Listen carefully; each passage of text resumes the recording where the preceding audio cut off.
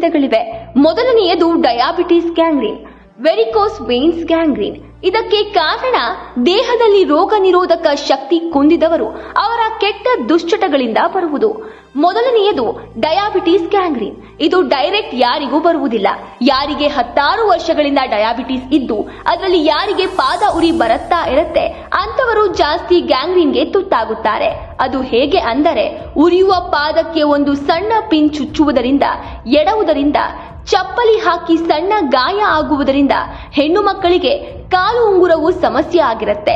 ಅದು ಚುಚ್ಚುವುದರಿಂದ ನರಗಳಲ್ಲಿ ರಕ್ತ ಸಂಚಾರ ಆಗದೆ ಪಾದಗಳಿಗೆ ಸಂಪೂರ್ಣ ಚಲನೆ ನಿಂತಿರುವುದರಿಂದ ಈ ಸಮಸ್ಯೆ ಉಂಟಾಗುತ್ತದೆ. ಇದಕ್ಕೆ ಪರಿಹಾರ ಯಾವುದೇ ಆಯುರ್ವೇದ ಔಷಧಿ ಅಥವಾ ಸಪ್ಲಿಮೆಂಟ್ಗಳು ತೆಗೆದುಕೊಳ್ಳುವುದರಿಂದ ಗ್ಯಾಂಗ್ರೀನ್ ಅನ್ನು ದೂರ ಇಡಬಹುದು.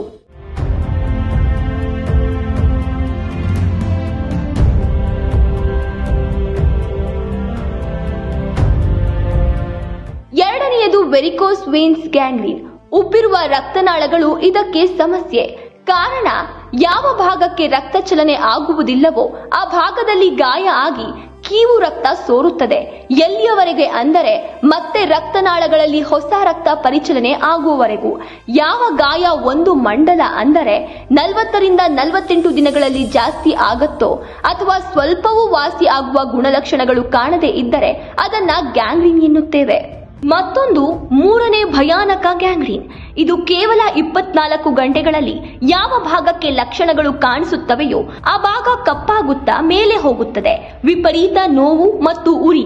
ಇದನ್ನ ಯಾವ ಹೈಡೋಸ್ ಇಂಜೆಕ್ಷನ್ ಕೊಟ್ಟರೂ ಕೇವಲ 4 ಗಂಟೆ ಮಾತ್ರ ಕಡಿಮೆ ಆಗಬಹುದೇ ಹೊರತು 1 ದಿನ ಪೂರ್ತಿ ಕಡಿಮೆ ಆಗುವುದಿಲ್ಲ. ಇದು ಎಷ್ಟು ಬೇಗ ಕಾಲಿಗೆ ಹಬ್ಬುತ್ತದೆಯೋ ಅಷ್ಟೇ ಬೇಗ ಗುಣಪಡಿಸಬಹುದು. ಶ್ರೀ ಮಾರುತಿ ವೆಲ್ನೆಸ್ ಸೆಂಟರ್, ಪರಂಪರಾಗತ ಆಯುರ್ವೇದ. ಸರ್ ನಮಸ್ಕಾರ, ಎಲ್ಲಿಂದ ಬಂದಿರೋದು?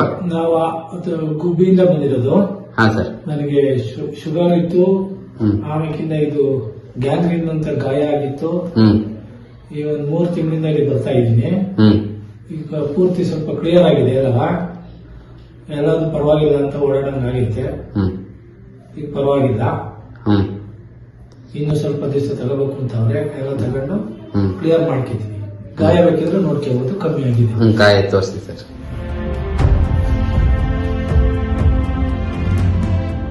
ಈ ರೋಗಕ್ಕೆ ಕಾರಣ ರೋಗ ನಿರೋಧಕ ಶಕ್ತಿ ಕುಂದಿರುವುದು.